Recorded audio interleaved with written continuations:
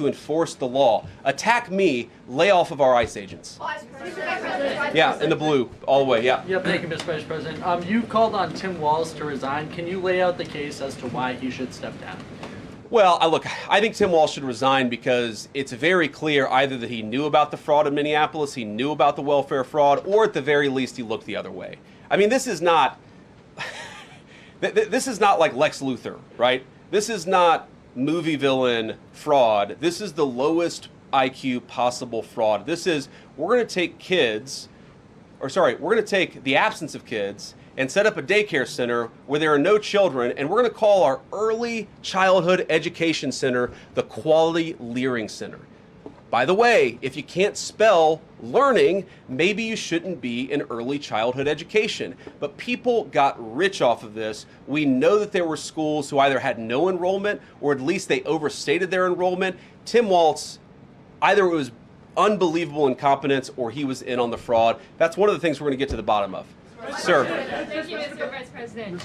Can you explain the difference between this Associate Attorney General and a special counsel? And do you envision this being a permanent position or having more of a limited scope?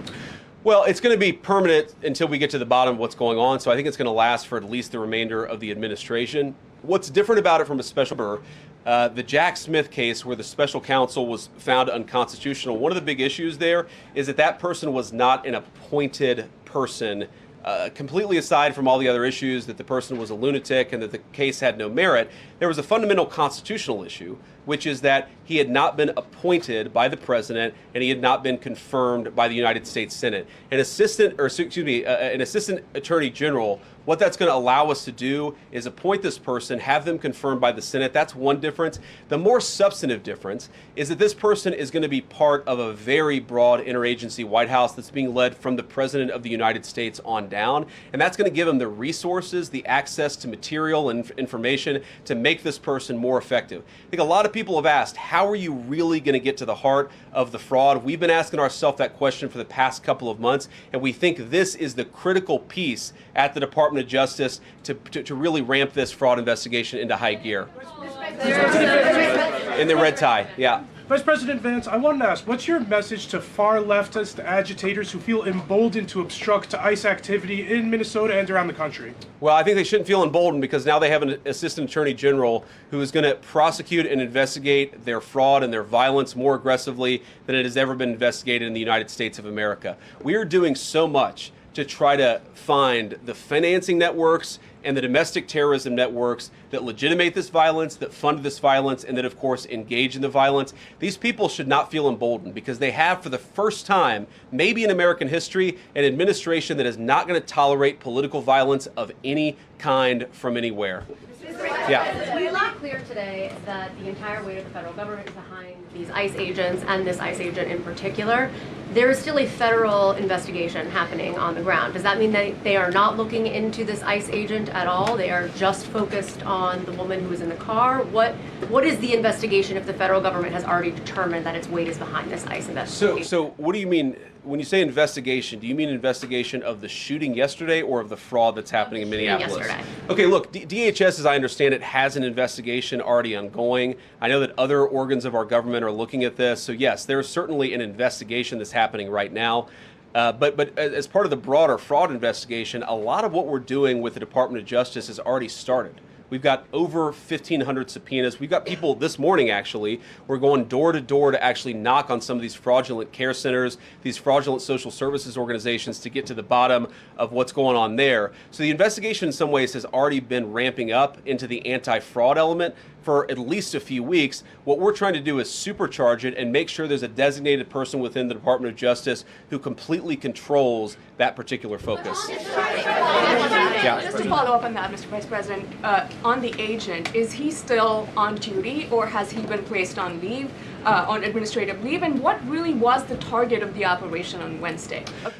the ICE operation on Wednesday? Well, first of all, it was a legitimate law enforcement operation. We were going door to door to try to find criminal illegal aliens and deport them from the United States of America, because if you come to our country illegally in violation of our immigration laws, then we have the mandate, and in fact we have the legal duty to enforce those immigration laws. Whether he's been placed on administrative leave, I don't know the answer to that question. I'd refer it to the Department of Homeland Security and they can follow up. I will say, look, I would appreciate everybody saying a prayer for that agent. Look, in the past 6 months, he has been hit twice by a motor vehicle. One time, the first time, it led to over 30 stitches and very serious injuries to his legs. This is a guy who's actually done a very, very important job for the United States of America. He's been assaulted, he's been attacked, he's been injured because of it. He deserves a debt of gratitude, and I think the media prejudging and talking about this guy as if he's a murderer is one of the most disgraceful things I've ever seen from the American media. Yeah. Vice President, what is your specific role in the future of Venezuela? And I'm wondering, could you confirm reports that the Director of National Intelligence, Tulsi Gabbard, was kept out of the planning for the operations because of her past concerns about military involvement in Venezuela? So I've heard a couple of things. One, that I was kept out of the planning for the Venezuela operation, that's false. And another, that Tulsi was kept out of the planning for Venezuela operations, that's completely false. Look, we're all part of the same team. And one of the things that is really amazing about that operation is that we kept it very tight to the senior cabinet level officials and related officials in our government. And we kept this operation secret for a very long time. I'm very proud of that. I think it suggests that the team works very well together. Well, looking ahead, what is my role? Look, my role is going to be whatever the president asks me to do. Has he asked you to do something yet? Well, every single, or I should say every other day, I'm chairing the meeting that we do on this among White House principals to talk about next steps to try to ensure that Venezuela is stable, and as the president has directed us to do, to ensure that the new Venezuelan government actually listens to the United States and does what the United States needs it to do under our country's best interest. So I'm going to be as involved as the president wants me to be. So far, that's been very involved, and I'll keep on doing that so long as the president asks me to do it. In the purple. Yes. Even Mr. beyond the war powers Sorry, resolution. we'll go purple and then we'll go pink or whatever that is in front. Royal purple. And then beige. All right. Okay. Are there any indications, you talked about the network, are there any indications that the lady who was shot, I know there are different reports from there, her wife said they were new to the area. Are there any indications she may have been a paid agitator, and maybe that there are others that were brought to the area, considering everything that's going on in Minneapolis? I wouldn't say that she was paid. I don't have the evidence to say that one way or the other. What I do know is that she was violating the law. And if you just look at the eyewitness accounts, they were saying she was there to prevent the enforcement of the law. She was trying to obstruct a legitimate law enforcement operation. That much is obviously clear. The rest of it, of course, is part of the reason why we investigate this stuff. Yeah. Mr. Vice President, even beyond the war power, Congress has bucked President Trump on issues like tariffs. Are you concerned that President Trump is losing his grip on Republicans in the Congress, and what are you going to do about it? No, I'm not concerned at all. First of all, we talked to some of the senators who were going to vote the wrong way, in my view, on this resolution today. Much of their argument was based more on a legal technicality than any disagreement in policy. If you look at the people who actually voted, every single one of them have supported the administration's plan. Second of all, as the president, I believe himself, has already said, every president, Democrat or Republican, believes the War Powers Act is fundamentally a fake and unconstitutional law. It's not going to change anything about how we conduct foreign policy over the next couple of weeks, the next couple of months, and that'll continue to be how we approach things. Go ahead. President. So we are seeing, regarding Iran, we are seeing the protests in Iran these days. The cities are begging for help from the U.S. and Israel, naming streets in the city after President Trump. It seems there is an opportunity here that may not come again. Will the United States stand by the citizens of Iran? And if Israel decides to strike again the nuclear sites in Iran, is the U.S. expected to take part?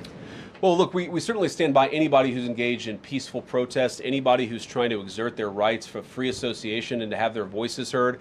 Obviously, the Iranian regime has a lot of problems, and as the President of the United States has said, the smartest thing for them to have done, it was true 2 months ago, it's true today, is for them to actually have a real negotiation with the United States about what we need to see when it comes to their nuclear program. I'll let the President speak to what we're going to do in the future, but we certainly stand with anybody across the world, including the Iranian people who are advocating for their rights. I'll take just a couple more questions. Yeah, go ahead. Thank you very much, Mr. Vice President. Concerning Venezuela, how would you assure the Caribbean region that they will remain a zone of peace? Because some member states in the region are concerned. Well, look, the president had a very productive phone call with the president of Colombia yesterday, and we continue to talk at all levels of government with a number of our friends in the Caribbean region. I actually think this is really good for peace in the Caribbean, because when you take away a major source of illegal cartel revenue, which is the cocaine trade, the fentanyl trade, other sources of illicit revenue, you actually remove the power of one of the main destabilizing forces in Latin America and in the Caribbean.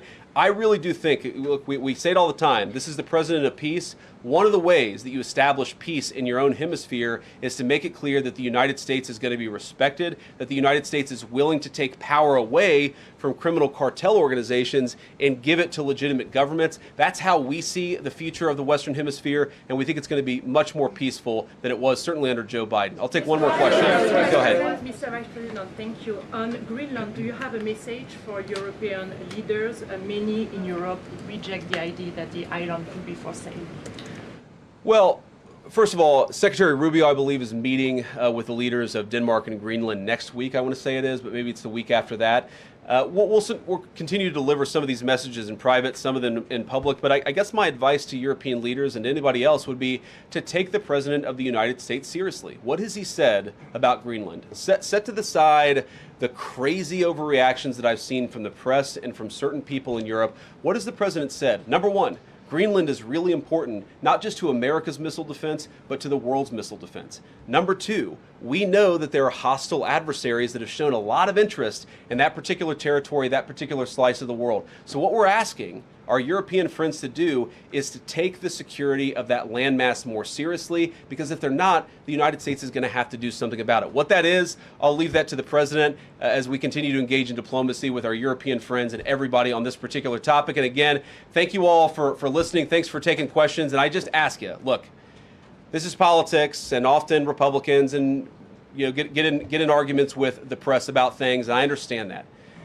I think it's really irresponsible for you guys to go out there and imply or tell the American people that a guy who defended himself from being rammed by an automobile is guilty of murder. Be a little bit more careful. We're going to talk about toning down the temperature, which I know the President wants to do, and I certainly want to do. One of the ways we tone down the temperature is to have a media that tells the truth. I encourage you all to do that. God bless you. Happy New Year, guys.